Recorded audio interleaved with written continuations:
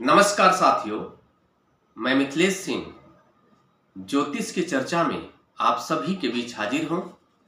इसी के साथ आप सभी से आग्रह करता हूं, चैनल को सब्सक्राइब करें, लाइक करें और शेयर करें। आज की चर्चा का विषय है मिथुन लग्न एवं सिंह राशि होने पर सूर्य की दृष्टि जब चंद्रमा पर होती है तो किस प्रकार का प्रभाव देखा जाता है।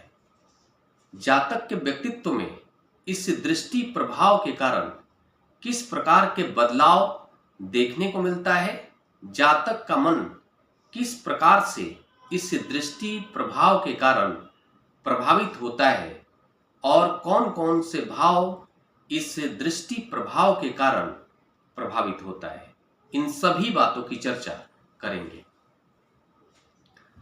आप सभी जानते हैं मिथुन लग्न का मतलब है कि लग्न भाव में पहले भाव में 3 नंबर लिखा होगा। अगर पहले भाव में 3 नंबर लिखा हुआ है, आप सभी जानते हैं 3 नंबर राशि मिथुन राशि होती है। मिथुन राशि होती है, इसलिए हम मानेंगे कि जो भी लग्न चार्ट जहां पर लग्न भाव में 3 नंबर लिखा हुआ है तो हम मानेंगे कि यह लग्न चार्ट मिथुन लग्न का चार्ट है। तो आज के कॉम्बिनेशन के अकॉर्डिंग पहले हम लोग चार्ट बनाते हैं। पहले भाव में 3 नंबर हमने लिख दिया, साथ में हमें सिंह राशि इस कॉम्बिनेशन के साथ में सिंह राशि की बात हो रही है तो पहले भाव में 3 नंबर आ जाएगा, दूसरे भाव में 4 नंबर आएगा और तीसरे भाव में पराक्रम भाव जिसको कहते हैं हम लोग, तीसरे भाव को पराक्रम भाव भी कहते हैं, जहां पर 5 नंबर आएगा और वहां पर चंद्रमा विराजमान होंगे, तब जाकर ये जो कॉम्बिनेशन होगा पूर्ण होगा। मिथुन लग्न एवं सिंह राशि का कॉम्बिनेशन। साथ में इस कॉम्बिनेशन में हमें बात करनी है सूर्य के दृष्टि प्रभाव का। चंद्रमा पर जब सूर्य की दृष्टि पड़ेगी तो किस प्रकार का प्रभाव देखने को मिलेगा। इसके फलस्वरूप सूर्य को नवम भाव में यानी नवम भाव में कुंभ राशि बनेगी। कुंभ राशि में सूर्य विराजमान होकर पराक्रम भाव पर अपनी दृष्टि डालेंगे, जहां पर 5 नंबर लिखा है, 5 नंबर लिखा होगा और साथ में चंद्रमा पर भी अपनी दृष्टि डालेंगे। आप सभी जानते हैं 5 नंबर राशि सिंह राशि होती है और सिंह राशि के स्वामी ग्रह सूर्य होते हैं, यानी सूर्य पराक्रम भाव के स्वामी ग्रह के साथ साथ अपने ही भाव पर अपनी दृष्टि डालेंगे, साथ में चंद्रमा पर भी अपनी दृष्टि डालेंगे। ये जो कॉम्बिनेशन है, इस कॉम्बिनेशन के अकॉर्डिंग जातक के लग्नेश बुध हैं। आप सभी जानते हैं मिथुन राशि के स्वामी ग्रह बुध होते हैं, यानी जातक का जो व्यक्तित्व होगा वो बुध के प्रभाव में रहने वाला होगा। जातक ज्ञानी प्रवृत्ति का होगा, अच्छी वाणी रखने वाला होगा, अच्छा कैलकुलेटिव होगा, वाणिज्य के क्षेत्र में अपनी भूमिका देने वाला हो सकता है, अच्छा मैथमेटिशियन हो सकता है, ऐसा जातक सीए हो सकता है, अच्छा व्यापारी हो सकता है। साथ में लग्नेश बुध है, इसलिए ऐसा जातक सामान्य कदकाठी का होता है, सामान्य रंग रूप का होता है। इस कॉम्बिनेशन में जातक की राशि सिंह राशि बन रही है। राशि के स्वामी ग्रह सूर्य हो गए। सूर्य के प्रभाव में जातक का मन रहने वाला है। ऐसा जातक, जो भी सिंह राशि का जातक होता है, उसके अंदर राजा बनने की लालसा देखी जाती है।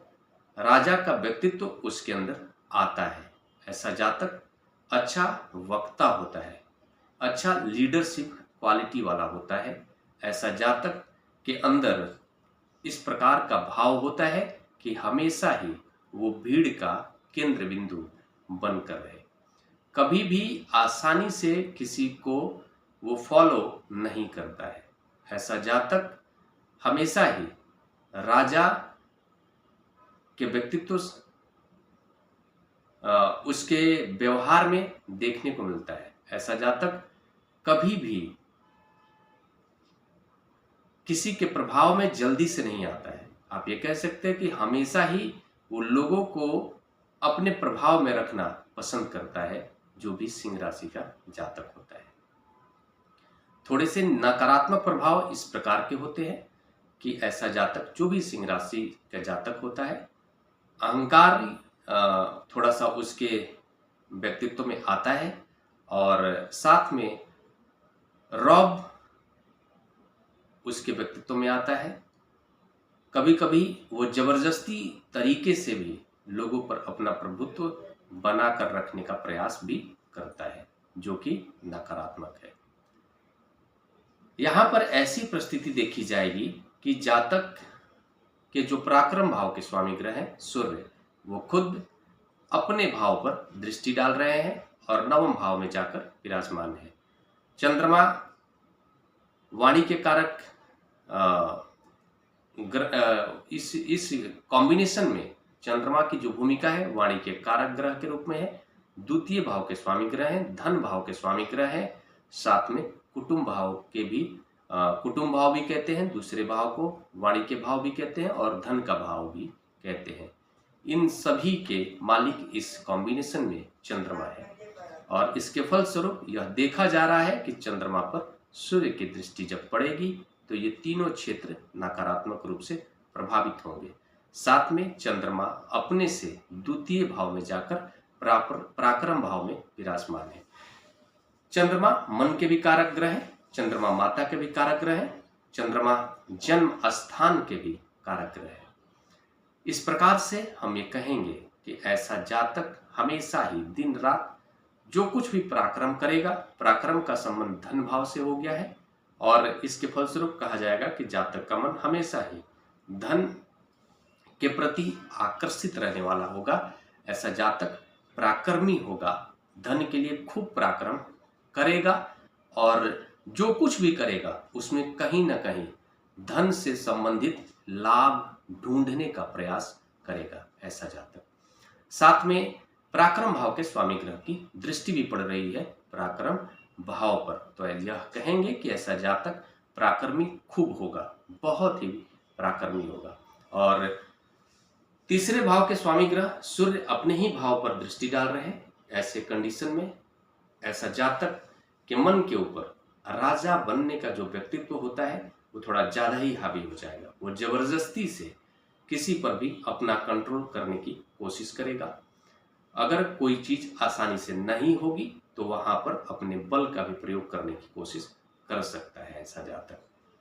और चंद्रमा के ऊपर सूर्य का इस प्रकार की दृष्टि पड़ना, सिंह राशि में सूर्य का दृष्टि चंद्रमा पर पड़ना, हम ये कहेंगे कि सूर्य का जो प्रभाव होगा चंद्रमा पर ज्यादा हावी हो जाएगा। जातक अपने माता के ऊपर नियंत्रण करने का प्रयास करेगा, अपने जन्मभूमि से दूर जाकर पराक्रम करने का प्रयास करेगा और साथ में अपने व्यवहार से माता को दुखी कर सकता है, बात विवाद में फंस सकता है। ऐसा जातक हम ये कह सकते हैं कि थोड़ा सा रूड व्यवहार वाला हो सकता है और इन सब के बावजूद जातक अपने ही मन के द्वारा वो पीड़ित भी हो सकता है नकारात्मक रूप से। ऐसे लोग रूड व्यवहार तो कर देते हैं अपने घर के लोगों के साथ में, लेकिन बाद में उन्हें पछतावा करना पड़ता है। इस तरह की स्थिति भी देखी जा सकती है। पराक्रम भाव के स्वामी ग्रह होकर सूर्य नवम भाव में जाकर बैठे हुए हैं और नवम भाव में कुंभ राशि बन रही है। कुंभ राशि के स्वामी ग्रह शनि है। शनि के भाव में जाकर सूर्य बैठे हैं और इसका परिणाम यह देखा जा रहा है कि पराक्रम भाव का सीधा संबंध भाग्य भाव से जुड़ रहा है और साथ में यह भी देखा जा रहा है कि धन भाव से भी पराक्रम भाव का जुड़ रहा है संबंध और नवम भाव से भी जुड़ रहा है। तो हम ये कहेंगे कि ऐसा जातक जितना पराक्रम करेगा उतना उसे धन प्राप्त होगा और अपने भाग्य का निर्माण अपने पराक्रम के बल पर करने का प्रयास करेगा और बहुत हद तक उसमें सफल भी रहेगा। कुल मिलाके ये जो कॉम्बिनेशन है मिथुन लग्न एवं सिंह राशि का कॉम्बिनेशन है। कॉम्बिनेशन के हिसाब से यह एक अच्छा कॉम्बिनेशन मान सकते हैं। सूर्य और बुध का जो संबंध है मित्रवत है। ऐसा जातक परिस्थितियों के अनुसार व्यवहार करना जानता है, परिस्थितियों से कैसे बाहर निकलना है इसका गुण उसके अंदर देखा जाता है। अच्छा कैलकुलेटिव होता है, अच्छा गणितज्ञ भी होता है ऐसा जातक। बस इसमें नकारात्मक परिस्थिति बस इतनी होगी कि सूर्य की दृष्टि जो चंद्रमा पर पड़ेगी उस कंडीशन में जातक की वाणी बाधित होगी, कुटुंब के साथ व्यवहार बाधित हो जाएगा और धन भी बाधित होगा। जातक जितना पराक्रम करके धन प्राप्त करेगा, साथ में उस धन को नुकसान भी करेगा अपने ही पराक्रम के द्वारा। ऐसी स्थिति देखी जा सकती है। अगर जातक को इस परिस्थिति से बचना है तो उस कंडीशन में जातक को नित्य प्रतिदिन शिवलिंग पर जल अभिषेक करना चाहिए, उसे राहत जरूर मिलेगी। इसी के साथ अगले विषय पर चर्चा के लिए आप सभी के बीच मिलूंगा। तब तक के लिए मेरा नमस्कार।